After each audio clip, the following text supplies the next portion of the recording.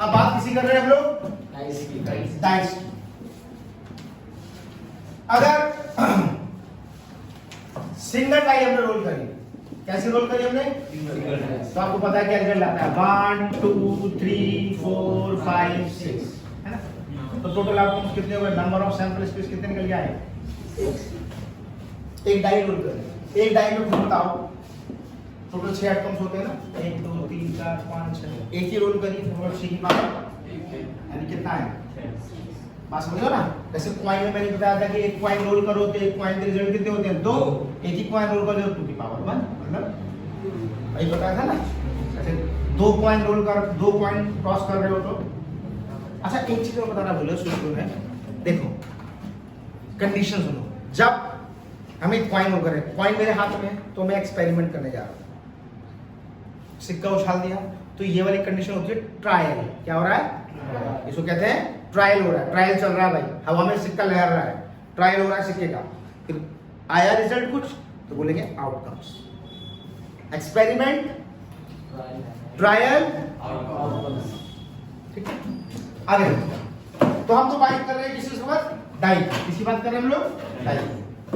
तो देखो क्या होता है सिंगल लाइन में रिजल्ट। अब क्वेश्चन कैसे कैसे पूछते हैं, मैंने कहा प्रोबेबिलिटी इवेंट कम्स आउट 3, इसकी क्या प्रोबेबिलिटी है कि मैंने सिक्का उछाला और मेरा 3 आ जाए, ये बच्चा बताएगा इसकी प्रोबेबिलिटी बताओ कि मैं सिक्का उछालूं और मेरा 3 आ जाए।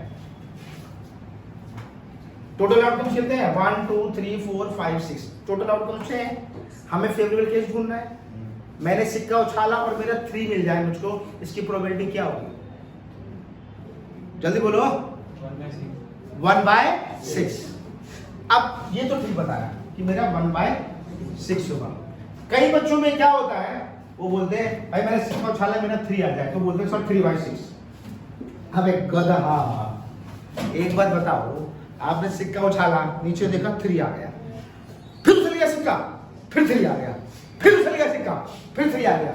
वो 3 क्या 3 बार ही आ रहा है, वो 3 जो फेंकोगे लूडो की गोटी में, वो 3 आएगा तो एक ही बार तो 3 आएगा ना, तो इसलिए वो उठाते हैं, वो 3 दिमाग में नहीं रखते, किसी के दिमाग में चल रहा था ये, सही बोल रहा हूं ना। एक पीछे वाले के दिमाग में एक बात चल रही थी कि 3/6 बोल दूं, लेकिन उसको बचा लिया, किसी ने 1/6 बोल दिया, समझ गए। कोई भी अब ये थोड़ा कि मैं फेंक रहा हूं मेरा 5 आ जाए तो 5/6 हो जाएगा क्या, मैंने लूडो फेंका 5, फिर उठा दी बोली 5 5 5 5, 5 बार 5 गिरा है क्या, 5 कितनी बार गिरा है, तो कोई भी चीज दे रहे हो कितनी बार गिरेगा, तो 1/6। अब इसमें क्वेश्चन में जाते हैं, probability event comes out even number, even number, तो इवन क्या है 2 4 6, तो फेवर केस कितने हो गए 3, टोटल केस कितने हो गए, number of favourable case upon total case, number of favourable case upon total case, ठीक है। मैंने इसे पूछ सकता हूं probability of event prime number, क्या प्राइम नंबर, प्राइम नंबर की प्रोबेबिलिटी बताओ, तो प्राइम नंबर क्या क्या तुम्हारे पास 2 3 5, 3 केस मेरे फेवर में हो गए, यानी कि 3 केस मेरे फेवर में, टोटल केस कितने हैं 6। आपसे पूछ सकता है प्रोबेबिलिटी इवेंट एटलीस्ट 2, एटलीस्ट, गौर करो क्या बोला मैंने, एटलीस्ट, एटलीस्ट कम से कम 2, कम से कम 2 का मतलब 2 तो तुम्हें चाहिए ही चाहिए, और 2 से ज्यादा आ जाए तो कोई परेशानी नहीं होनी चाहिए। जैसे कि आप किसी दुकान पे गए, भैया समोसा कितने का है, भाई कम से कम 5 रुपए का एक है, तो तुम्हारे पास 10 रुपए होंगे तो क्या समोसा नहीं देगा, 5 मतलब 4 रुपए है तो नहीं मिलेगा ना, आपके 5 रुपए हो 10 रुपए हो 20 रुपए समोसा बना, नहीं मैंने कहा है ना कम से कम 5 रुपए लूंगा, अरे भाई मेरे को 10 का है, नहीं 5 लूंगा कम से कम, अबे 10 का तो है ना। एटलीस्ट का मतलब समझे, एटलीस्ट का मतलब अगर मैथमेटिकल टूल में आपको सिंपल झटके वाली बात बताऊं, आप लिखो स्टार्ट करो वहां से स्टार्ट करो वहां से। अब मैंने क्या कहा क्वेश्चन में, एटलीस्ट 2, तो कम से कम 2 तो चाहिए। अब यहां से स्टार्ट करो, अब भगो आगे, 3 भी चलेगा, 4 भी चलेगा, 5 भी चलेगा, 6 भी चलेगा, और एटलीस्ट 2 तो आई, तो कितने मेरे फेवर हो गए 1 2 3 4 5, कितने केस मेरे फेवर में आ गए 5, और टोटल केस कितने थे 6। अभी यही क्वेश्चन को मैं बोल रहा था, probability event at most two, at most का मतलब देखो, एटलीस्ट का मतलब हुआ आपका कम से कम, कम से, एटलीस्ट कहीं वर्ड आ जाए तो आपको ध्यान रखो दिमाग में, वहां से आप स्टार्ट करो, वहां से। और एटमोस्ट का मतलब होता है ज्यादा से ज्यादा, ज्यादा से ज्यादा। कहीं एटमोस्ट वर्ड आ जाए तो इसका मतलब वो आपका एंड पॉइंट है, वो आपका कैसा पॉइंट है, वहां से बैक चले जाओ। अब ये एटमोस्ट टू बोला ना, तो मेरा ये एंड पॉइंट आ गया। देखो स्टार्ट तो क्या यूज हुआ मैं यहां से, एटलीस्ट, यहां से भगो इधर, और एंड तो क्या होगा, किसके लिए होगा, एटमोस्ट। तो एटमोस्ट की बात करो तो कितने केस मेरे फेवर में है, दो ही केस तो मेरे फेवर में है, यानी क्या हो जाएगा मेरा, कहां लिख दूं, यही लिखा यार, छोड़ो, 2/6। तो एटलीस्ट और एटमोस्ट का डिफरेंस समझ में आया, क्या एटलीस्ट होता है और क्या एटमोस्ट होता है, बात समझ में आई। चलो, तो हम सिंगल डाइस की बात कर रहे थे, यहां तक की चीजें क्लियर है, आप नोट कर सकते हो, नोट डाउन कर लो। अब बात करेंगे हम डबल डाइस, अब बात करेंगे हम, तो एक डाई के रिजल्ट कितने होते हैं, 6। तो डबल डाइस का मतलब 6 की पावर 2, यानी कि 36, 6 की पावर 2 मतलब 36। तो पहला डाइस का तो क्या आया, 1 2 3 4 5 6। भाई लूडो की 2 गुटी फेंकी, पहली वाली गुटी में क्या आ सकता था, या तो उसमें 1 होगा, या तो 2 होगा, या तो 3 होगा, या तो 4 होगा, या तो 5 होगा, पहली वाली डाई में। अब दूसरी डाई में क्या होता है, मान लो पहली डाई में 1 आ गया, पहली डाई में, तो दूसरी डाई में 1 हो सकता है, दूसरी डाई में, पहली में तो 1 फिक्स है ना, दूसरी में 2 हो सकता है, 3 हो सकता है, 4 हो सकता है, 5 हो सकता है, 6 हो सकता है। पहली में मान लो 2 गिर गया, 2 डाई गिर गई ना, पहली में क्या आया हुआ है 2, तो दूसरी में क्या हो सकता है, दूसरी में या तो 1 हो सकता है, 2 हो सकता है, 3 हो सकता है, 4 हो सकता है, 5 हो सकता है। पहली में अगर 3 आया हुआ है, दूसरी में 1 हो सकता है, 2 हो सकता है, 3 हो सकता है, 4 हो सकता है, 5 हो सकता है। पहली में मान लो अगर 4 आया, दूसरी में 1 हो सकता है, 2 हो सकता है, 3 हो सकता है, 4 हो सकता है, 5 हो सकता है। पहली में मान लो 5 आया तो दूसरी में 1 हो सकता है, 2 हो सकता है, 3 हो सकता है, 4 हो सकता है, 5 हो सकता है, ऐसे 1 हो सकता है, 2 हो सकता है, 3 हो सकता है, 4 हो सकता है, 5 हो सकता है और 6। तो टोटल रेट देखो, ये 6, ये 6, ये लो 36। तो हम डबल डाई की बात कर रहे हैं, तो इसमें कुछ क्वेश्चन करते हैं, इसमें कुछ क्वेश्चन ऐसे से लगता है, प्रोबेबिलिटी इवन सेम रिजल्ट की प्रोबेबिलिटी बताओ, किसकी प्रोबेबिलिटी बताओ, गौर कर लो। देखो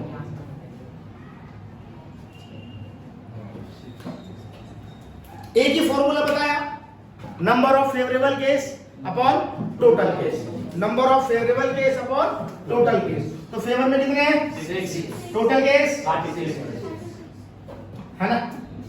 आपसे पूछ सकता है, probability event sum of both die have 5, दोनों डाई का रिजल्ट ना उसका सम 5 होना चाहिए, चेक करो। 1 2 3 ऐसे कितने केस आपके पास, 4, और कहीं भी दोनों डाइसों का सम ना 5 नहीं हो रहा, चेक कर लो। मैंने कहा दोनों डाइसों का सम 7 हो,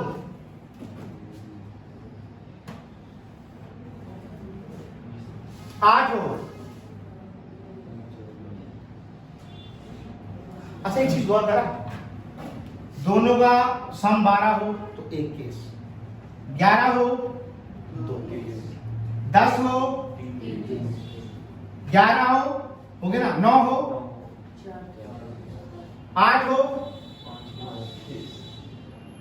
9 हो नहीं 7 हो, 6 हो, 7 तो ये रहा ना, अब 6, अब यहाँ डिक्रीज हो रहा है।